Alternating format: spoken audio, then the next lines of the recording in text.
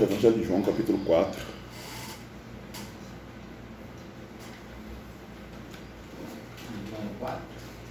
Johnny 4. Oi? Johnny 4. Lê com a qual líder?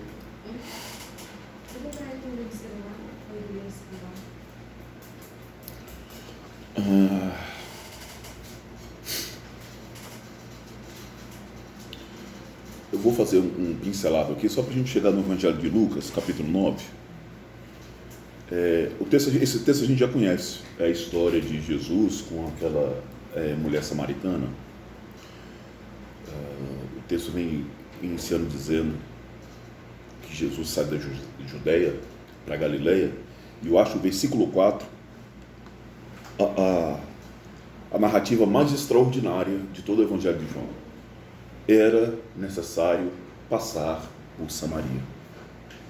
E parece pouco isso, porque existe um contexto histórico que não deveria se passar por aqui, e Jesus não se importa com essas frivolidades nossas, culturais, esses problemas, essas mesquinhezes que nós temos, que são meramente humanas e que deveriam estar nos agregando e estão só nos afastando. Jesus não se importa com essas coisas. E ele não se importa com isso, que eles têm total certeza que uma mulher sozinha vai chegar aí naquele lugar, e ele faz questão de chegar lá e ficar parado esperando. A mulher chega, Jesus tem sede, pede água para a mulher, começa essa narrativa, essa conversa sobre água. Jesus então começa a revelar para essa mulher coisas muito profundas. Só que antes disso, o versículo 16 diz assim: disse Jesus, vai, chama o teu marido e vem cá. A mulher respondeu e disse, não tenho marido. Disse-lhe Jesus, dissestes bem, não tenho marido, porque tiveste 5, e o que agora tens não é teu marido. Isto disseste a verdade. O que é uma mulher que Jesus está dizendo que ela tem um marido e que o marido não é dela? Com essa informação, a gente pode entender como foi que ela conseguiu os outros 5. Deve ter tirado o marido da Mariazinha, o outro da Chiquinha, da Flores Bela, e por assim foi. A grosso modo, e ao nosso olhar religioso, essa é uma mulher que não deveria saber as coisas que Jesus falou para ela. Isso aqui era informação para os doutores do templo, aqueles homens que passam o dia todo de oração, de jejum no monte. É para esses que Jesus vem trazer informações como essa que ele trouxe no versículo 24. Deus é espírito. Jesus falou isso para uma mulher que estava tomando o marido de uma outra, que tinha 5 maridos, que já teve 5 e que o que ela tem não é dela. Foi para essa mulher que possivelmente a sociedade desprezava, que possivelmente não tinha livre acesso à casa da maioria, que possivelmente estava aí naquele horário do sol a pino, para poder evitar encontrar com as irmãs pela manhã e talvez com as irmãs no final da tarde. Foi exatamente para essa irmã que Jesus informou tudo o que ele informou nesse pedaço de capítulo. E essa mulher tem informação, ela disse que Jacó tinha aberto aquele poço, e isso é verdade. Jesus falou para ela sobre a água viva, que não vai ter mais sede. Jesus disse para ela que Deus é espírito. Jesus disse para ela que o Pai anda procurando adoradores que o adorem em espírito e em verdade. Falou tudo isso para essa mulher. O versículo vai adiante, e o versículo 28 diz o seguinte: essa narrativa foi interrompida pela presença dos discípulos que estavam voltando, e o versículo 28 diz assim: deixou a mulher o seu cântaro e foi à cidade e disse àqueles homens: vinde, vede, um homem que me disse tudo quanto tenho feito. Porventura não é este o Cristo? Aí um homem naquela cidade pode falar: irmã, para alguém falar tudo que você fez, tem que ser o Cristo mesmo, que aqui na cidade ninguém sabe tudo. Porque a sua vida é um negócio tão embaralhado, é um trem tão secreto, tão misterioso, que ninguém sabe tudo. Tem que ser alguém vindo do alto. Então aquela mulher está colocando para a vida do outro, para que acredite naquele homem que ela disse que é profeta, a sua própria vida. Ela está abrindo mão de si. É isso que significa ela ter largado esse cântaro na beira do poço e mal educadamente ter largado Jesus lá, falando sozinho, e ido para a cidade, chamar os irmãos. E Jesus ficou tão incomodado com essa falta de educação, que ficou lá esperando a irmã voltar com o povo que ela ia trazer. E aí, o versículo 39 diz assim: muitos dos samaritanos daquela cidade creram nele pela palavra da mulher, que testificou: disse-me tudo quanto tenho feito. Então a minha vida precisa urgentemente passar a ser um testemunho, que qualquer pessoa que ao me ouvir ou me ver, que ao me ler, possa entender que Cristo é o Senhor e Salvador do mundo. Nós precisamos largar os cântaros da nossa existência para que Cristo verdadeiramente possa viver em nós e a nossa vida comunicar o reino. Toda a nossa vida, não apenas pedaço dela. Indo, pois, ter com eles os samaritanos, rogaram-lhe que ficasse com eles, e ficou ali 2 dias. Na realidade são 3 dias, mas depois com o tempo eu vou explicar o dia oculto nesse tempo. Preste bem atenção. Jesus Cristo ficou nessa cidade por 2 dias, 3 dias, ensinando, ministrando, conversando com pessoas, talvez entrando dentro de casas e por aí vai.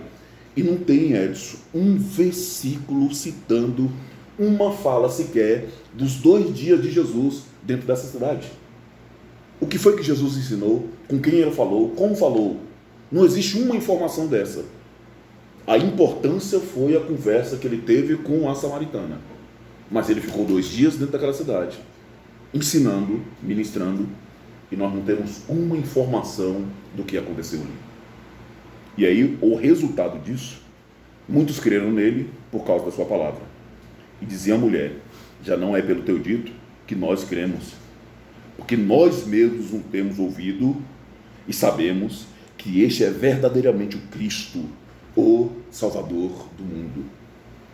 A cidade de Samaria, a partir de uma mulher que não tem pedigree, a partir de uma mulher que talvez hoje no nosso meio nós estivéssemos olhando para ela com um olhar de discriminação, ou talvez nem com aceitação, uma mulher do qual nós não abriríamos a nossa porta para poder receber na nossa casa, toda uma cidade foi alcançada pela transformação e pelo seu testemunho. Foi para essa mulher que Jesus deu a quantidade de revelações que Jesus deu. E aí, a partir desse versículo, vamos para o Evangelho de Lucas, capítulo 51. Perdão, Lucas 9, a partir do versículo 51.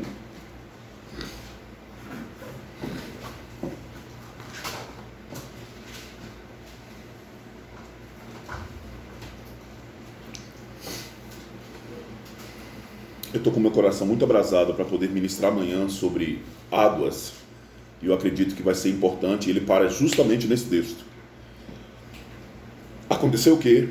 Completando-se os dias para a sua assunção, Lucas 9, 51, completando os dias para a sua assunção, manifestou-se o firme propósito de ir a Jerusalém.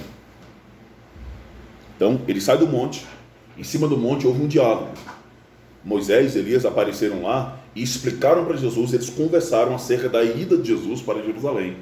Então, quando Jesus sai desse monte, é essa cena que acontece, da ida dele então para lá. Ele pega então o versículo 52 e vai dizer: mandou diante de si mensageiros diante de si, e indo eles entraram numa aldeia de samaritanos para se prepararem pousada, mas não receberam. E eles não receberam por um motivo, porque o seu aspecto era de quem ia para Jerusalém. E aqui nós temos um ponto. Quando Jesus estava conversando com a irmãzinha lá no Evangelho de João capítulo 4, a irmãzinha chegou para ele e falou assim: olha, nossos pais dizem que tem que adorar naquele monte. Vocês que são judeus dizem que tem que adorar em Jerusalém. Jesus disse: calma lá, está chegando o momento, e agora é. Nós vamos adorar o Pai em todo e em qualquer lugar. Então, Jesus quebrou essa barreira cultural que existia dentro da cidade. E agora, quando ele vai passar para a cidade, ele está vindo com o aspecto de quem quer ir para Jerusalém. Senhor, por quê?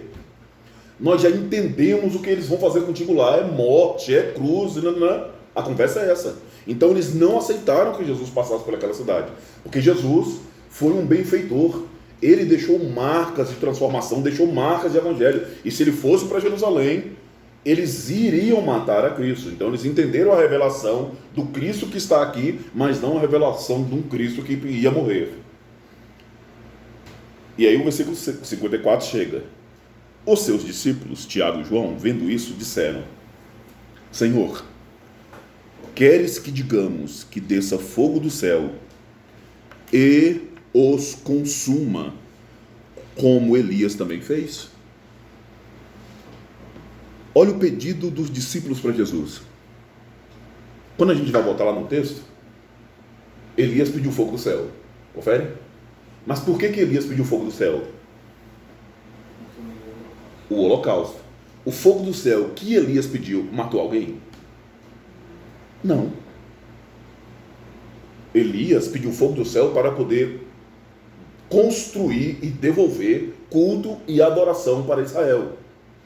Os irmãos estão pedindo fogo do céu para destruir os adoradores que Jesus tinha constituído sobre Israel para o Cristo. E parece que nós ainda agimos desse jeito. A gente está querendo que as coisas do céu venham, não para que o culto, a adoração seja estabelecida, mas para que a gente fira, mas para que a gente mate, para que a gente destrua. E aí a gente vai sempre achar um comparativo para isso. Porque se eu pedir pela minha palavra, isso não tem efeito, mas se eu pedir pela intercessão do Edson, Senhor, mande fogo sobre a vida do Luciano, Pai, pela intercessão do Edson. Elias não fez dessa forma. O fogo do céu que Elias pediu não diz respeito a pessoas. Não foi para destruir aquilo que Deus tinha construído. E aí nos cabe uma coisa importante nisso daqui. Nós não sabemos como os discípulos não ouviram a conversa que ele teve com a samaritana.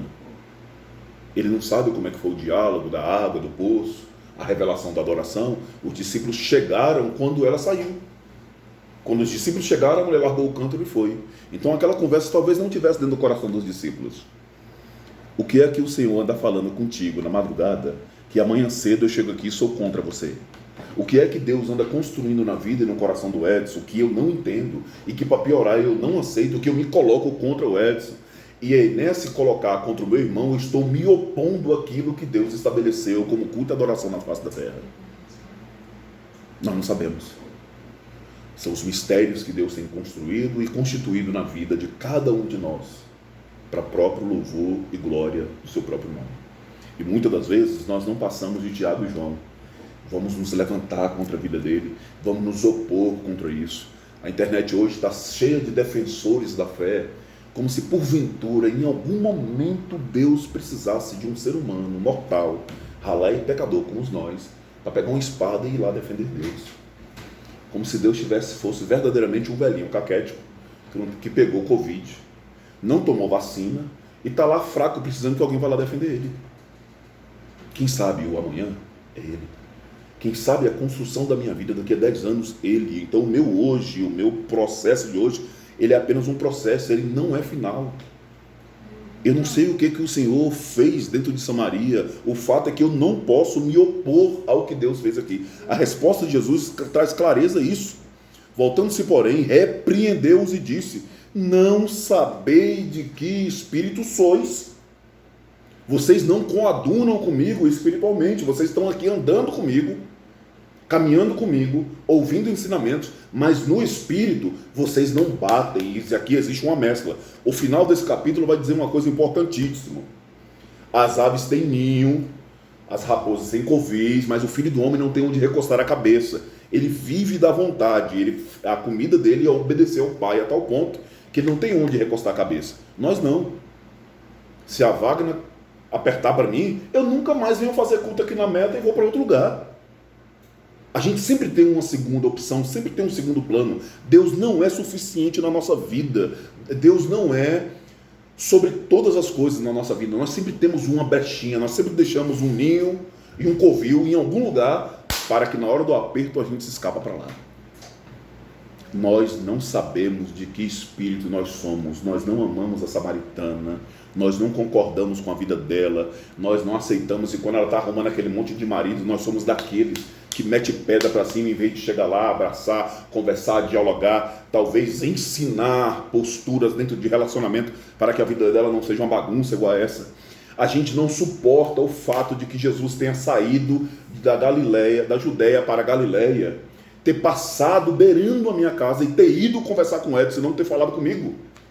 Eu passo a noite no monte orando, chorando, e o Edson nem ora e Deus fala mais com ele do que comigo. E a gente se revolta contra essas coisas. Nós não concordamos com a soberania de Deus. Deus está errado e Ele tem que fazer as minhas vontades, os meus queridos. De que espírito nós somos? De que espírito nós somos?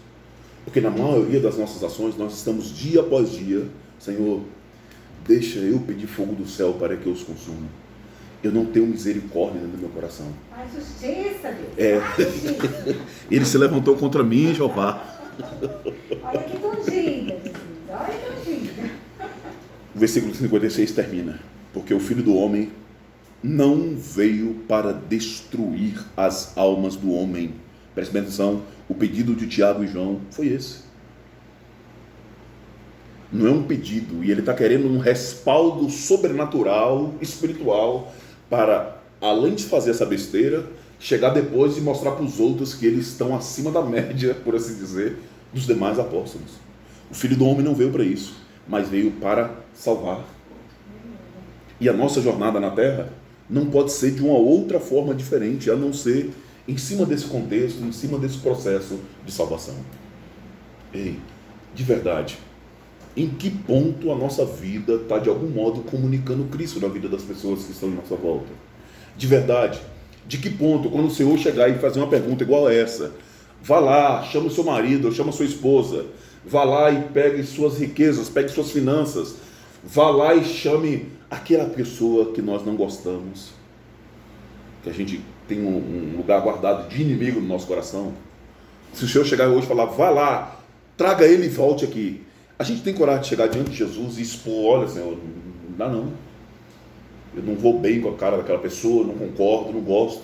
Será que a gente consegue externar a podridão de quem nós somos diante de Jesus, com a simplicidade com que essa mulher assim fez? Será que o Senhor pode confiar mistérios e segredos profundos, revelações profundas, igual Ele colocou no coração dessa irmã? Essa irmã poderia muito bem antes, e nos dias de hoje faria isso. Igreja da Irmã Samaritana, aquela que deu água para Jesus, cultos às terças, quintas, sábados e domingos, e vigília todo primeiro domingo do mês. Entesourar para si. Ela fez o oposto disso. Ela corre para a cidade e chama todo mundo, vamos lá, vocês também têm acesso a ele como eu tive. Já que eu dei água de beber, eu só pude dar água, leve você a comida para ele, que eu tenho certeza que ele está com fome. A nossa vida comunica isso. A nossa vida agrega e atrai as demais pessoas que estão em nossa volta para Jesus. Ou se as pessoas olhar para a gente e vai falar, não dá para servir o Cristo. Aqui o Edson prega, aqui o pastor Cleito prega, aqui o Luciano vive. Não dá. E nesse tempo de pandemia, multiplicou-se o Jesus. Apareceu Jesus demais. Já tem Jesus ladrão. Essa é nova, eu vou mostrar para vocês daqui um dia. E Jesus mandou roubar, irmão. Multiplicou Jesus. Mas a nossa vida consegue comunicar esse Cristo que verdadeiramente é o Salvador do mundo? A nossa vida consegue, de verdade, a gente consegue abrir mão das mazelas, dos pecados, das mentiras, das arrogâncias que nós temos entesouradas dentro da nossa vida. Abrir mão desse cântaro para que o outro tenha coragem de chegar e ver Jesus. Ir à cidade e chamar todo mundo para ir ter com Jesus, para aquela mulher, talvez fosse uma tarefa insuportável. Talvez ela tivesse que bater na porta da mulher a qual ela estava tomando o marido e falar, irmã, é isso. Mas me perdoa, mas vamos lá que Jesus está aqui, ele resolve o seu problema e o meu. Talvez ter que ir na casa dos 5 outros, na casa do ex, sei lá, que situação essa mulher não teve que enfrentar naquele dia para comunicar Jesus para aquela cidade. O fato é que alguém vai ter que sofrer o dano para poder levar esse evangelho E pelo que a gente tem vivido e visto, nenhum de nós estamos querendo passar por essa vergonha, por essa humilhação, por essa atitude vexatória. E se a gente não se comportar como essa mulher samaritana, só tem um outro comportamento nessa história que nos cabe: Tiago e João. E a gente vai querer um respaldo disso daqui para poder receber a unção de Nero, ou então a unção de Sansão, e pôr fogo na seara dos filisteus e matar tudo quanto é crente que tem na face da terra. E nos respaldar em cima disso, como se nós estivéssemos absolutamente andando em cima da verdade. O fato é que nós não passamos dessa mulher samaritana, que nós necessitamos de Jesus na nossa jornada, que Ele intervenha no momento do maior calor do nosso dia, e que Ele nos ofereça dessa água da vida, e que quando Ele vier falar que tem essa fonte extraordinária, os nossos poços estejam abertos, que a gente tenha preservado os poços no decorrer desse tempo, para que Ele venha derramar dessa água da vida. O fato é que ninguém vive uma experiência tão profunda dessa com Jesus e tem condições de permanecer parado, estático, sentado à beira do poço. E vou repetir a frase, como diria o Raul Seixas, com a boca escancarada, cheia de dentes, esperando a morte chegar. Ele reage ao Evangelho. O Evangelho nunca para em mim. A bênção que o Senhor manda nunca para em mim. Ela corre, ela vai alcançar a cidade, independente do que ela tenha feito, do que ela tenha vivido. Aquilo foi entregue para Jesus e a vida do outro passou a ter relativa importância para a vida dela. Entre os discípulos e essa samaritana sem pedigree, que sejamos essa samaritana, mas que o Senhor encontre em nós um coração sincero, que o Senhor queira nos entregar a água viva e que a gente, pelo poder do Evangelho, possa corresponder a isso, anunciando pela nossa vida, se necessário for, essa realidade para a vida dos demais.